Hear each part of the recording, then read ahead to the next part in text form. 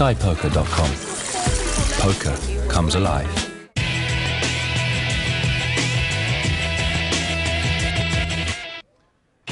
Topping the bill on Friday Fight Night next week, David Barnes defends his British light welterweight title against Colin Lynes. That's next Friday, the later time of 10:30 on Sky Sports 1.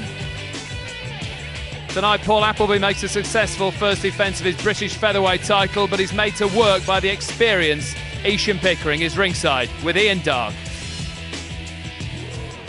Paul Appleby still wearing the handsome Lonsdale belt, still British featherweight champion, but you look disappointed at the final bell there. Why? Wasn't it? To be honest with you, it wasn't a good performance, but a lot of things I need to work on. I wasn't very sharp tonight, as you've seen. Got caught with far too many punches. I wasn't throwing my jab fast enough. Just one of the days, but I still won and I thought I won it well, but it could have been a lot easier. He seemed to trouble you in just one of the rounds, the 9th round in particular, seemed to just daze you for a bit. What was your version there? Nah, do you know what it is? He was a spoiler, He knows what he's doing. And he was holding on and he was hitting me inside, and I was like, what's going on here? Because I'm not used to things like that. And he kept on hitting me in the side and inside, and then it was just awkward, Yeah.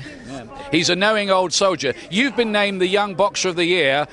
Some featherweights have won that before. Barry McGuigan, Nassim Hamed, Scott Harrison. How far do you think you can go? They became world champs in the end. Hopefully as far as them, But I need to work on a few things, to be honest with you, before I get to that level, Well, it was an unlucky 13 tonight. Well done anyway, even though you're disappointed. Thanks very much. Jimmy, he was disappointed there. Should he be after that? I don't think so. I mean, and he didn't look happy during the fight. He didn't sound happy afterwards. But I think that's a very important performance in his career. I mean, he was posed all sorts of problems. He accused Isham of spoiling. Isham didn't spoil. He was elusive. He was experienced, and he used every trick in the book to keep himself in the fight. It was a little bit negative at times, that's for sure.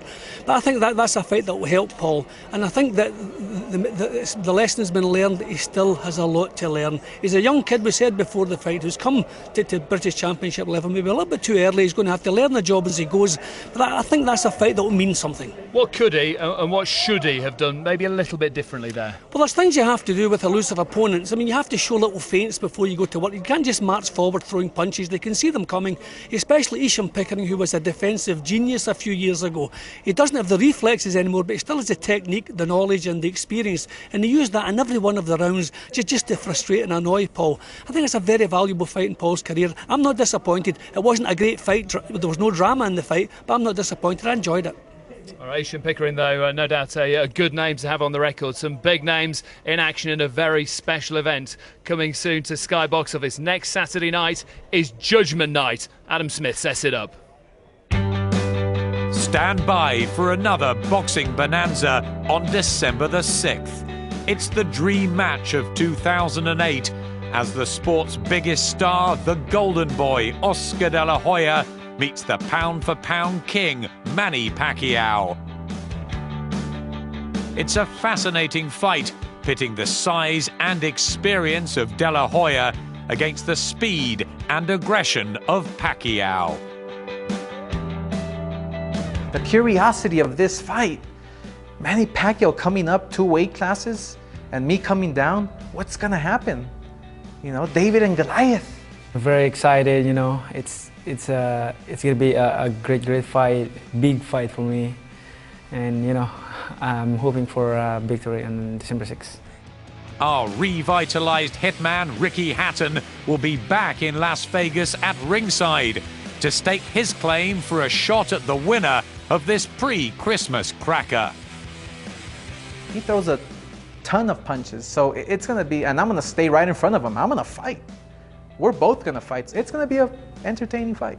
We kick off the evening in London, where it's Judgment Night for Amir Khan. Following that 54-second blitz by Bradis Prescott, our former boy wonder must come back a boxing man to resurrect his standing. There's going to be so many fighters who want to fight me now, you know, knowing that I've just been beaten. They think I'm not going to be the same fighter again. But I think this is the worst time to fight someone like me, because I'm going to be a lot stronger than the last fight and a lot wiser. Khan's gone to Hollywood to rebuild his star status under Freddie Roach, and the top trainer believes he can go all the way. I believe that he can do it. He's a talented guy, and I believe he'll be the next champion, and that's what I love doing, is making champions. The British Bill also sees the return of Enzo Maccarinelli as he aims to regain the World Cruiserweight title against unbeaten American Jonathan Banks. And Audley Harrison must get it right when he tackles prizefighter champion Martin Rogan. But all eyes will be on Khan as he fights back against tough Irish-American Oisin Fagan. It's like a fresh start for me. I'm going to come back stronger now. It's a new Amir Khan. And yep, on December 6th, you'll see the new Amir Khan. He says a fresh start, the new Amir Khan. Do you believe that? Yeah, I do. When disaster strikes, I think the most important thing is how a fighter deals with it. And I'm impressed the way Amir has dealt with it. He didn't hide away, come back out to the public eye straight away. He's accepted there are problems that have to be resolved. He's gone about to resolve those problems, going with Freddie Roach. He's toughening up. He's starting all over again. I'm really impressed. And he still has all the skills, the speed, and the power that he's always had. So let's march on from here. Extra focus on the Oscar De La Hoya Manny Pacquiao fight as well, given what happened with Ricky Hatton. Yeah, exactly. I mean, we have two superstars at one time, one a little bit past his peak, one at his peak. I mean, everybody has an opinion who the best pound-for-pound fighter is in the world, but I think everybody accepts that Manny Pacquiao is the most exciting pound-for-pound fighter in the world. I think it's going to be a cracker. It's the night the stars come out to play, Judgment Night. Make sure you join us for it. Oscar De La Hoya, Manny Pacquiao.